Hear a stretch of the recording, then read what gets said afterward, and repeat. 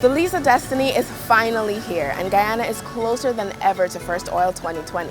The floating production, storage, and offloading FPSO vessel journeyed for 42 days and nearly 11,000 nautical miles from Singapore to reach Guyana's waters on Thursday morning. First Lady Mrs. Sandra Granger commissioned and was named godmother of the vessel at a ceremony hosted in June. The vessel's arrival should engender a new spirit of nationalism, pride, and expectation. This is part 2 of our focus on Guyana's emerging oil and gas sector. This is Government in Action. We want to make sure you know all you need to know about the Liza Destiny.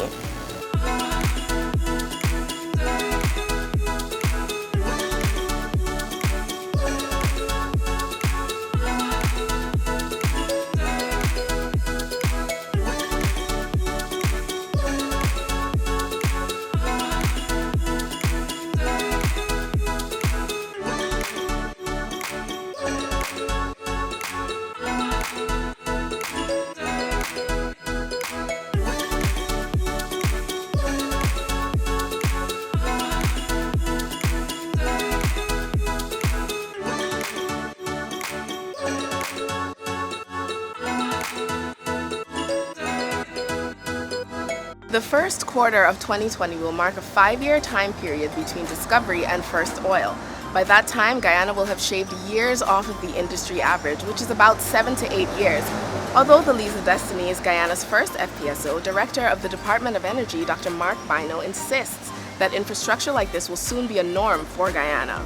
Well, the arrival of the Liza Destiny will definitely become a big occasion for Guyana, because now it's no more just talking about first oil. First oil will now be on the horizon.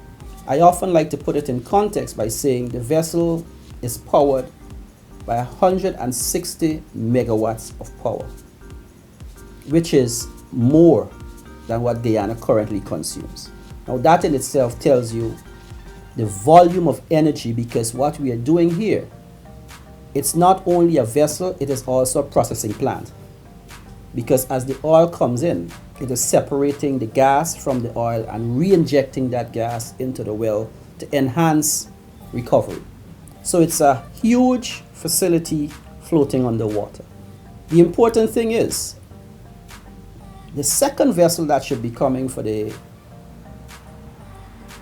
Liza 2 is almost double the size of this one.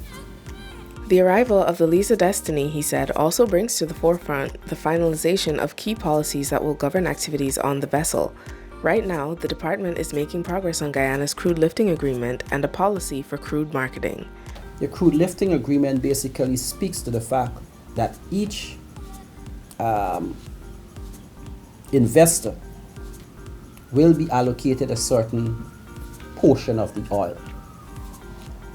We have to therefore have an arrangement as to who will lift when. In other words, whose portion it is, and how will they arrange to take that portion, because the FPSO or the vessel, the Liza Destiny, for each lift we're estimating it at about 1 million barrels per lift. Our estimation therefore means that every 8 to 10 days there should be a lift. Therefore, would Exxon get the first lift? If not Exxon, would it be Hess? If not Hess, would it be CNOOC? Then Government of Guyana. So there has to be an agreement in terms of how that will unfold. The second major issue or agreement that we're working on is what we call the crude marketing. Now, as you may know, government has been on record as saying they're not keen at this point in time to establish refineries on shore. So much of the crude will be marketed from the government side at a spot price, free on board. What that means is that we will be getting a percentage for every barrel of crude that is sold. That agreement is also soon to be in place. That will mean that we go out to a tender for potential bidders for our crude, and we seek to extract optimum value from our lift, or our proportion of crude. So Guyanese can be assured that Guyana is taking control in terms of marketing its own crude at a fairly reduced risk, but also at an optimum premium. So these are some of the key steps that we are taking. Dr. Bino said that Guyanese must understand that the Liza Destiny does not belong to any foreign company. The FPSO, he said, is a Guyanese vessel coming to extract Guyanese oil. We should be proud because, as I've been on record as saying, the cost for these vessels, whether they're leasing or whether the second one we are likely to be purchasing, these are costs which we as Guyanese have to pay. So I know we have been seeding a lot and saying, oh, Exxon's vessel and ExxonMobil first FPSO. But as Guyanese, we should start recognizing that these are our monies. And so it is a Guyanese vessel pumping Guyanese fuel, which will be bringing in Guyanese revenue to help Guyanese to ultimately advance and develop. His Excellency has already indicated that he would like to see us moving back to free education from nursery right on to university. Education that will help to sustain the development trajectory of the country. Guyana had need of significant infrastructural development. University of Guyana, for example, had need for a useful and functional medical hospital so that our students can ultimately be trained. The average Guyanese will be looking to see how his or her material conditions will change in terms of improvement in his or her disposable income and the securing of an energy supply that is not only greater than we currently have, but is stable and also reliable to allow us to move towards more value addition in terms of what it is we produce. So there are a multiplicity of areas that Guyanese can look forward to. The Maritime Administration Department, MARAD, are the gatekeepers of Guyana's waters. The Government of Guyana has prioritized safety with the emergence of this new sector. Director General of MARAD, Ms. Claudette Rogers, explained how her department, throughout this process, has prioritized safety and security to protect Guyana and to protect Guyanese. Maritime Administration Department was established in 2003. It is a regulatory agency. We have three main divisions, namely the Ports and Harbors, the Safety Division, and the Admin and Finance Division. First, let me say that the Maritime Administration Department is required to carry out its national and international obligations. Guyana is a member of the IMO, and the motto of the IMO is safe, secure, and clean seas. So safety is paramount, as well as security and as well as protection of the environment. So we have to ensure that vessels that are going to be calling our ports, we must ensure that those vessels operate in a very safe manner. We have to ensure that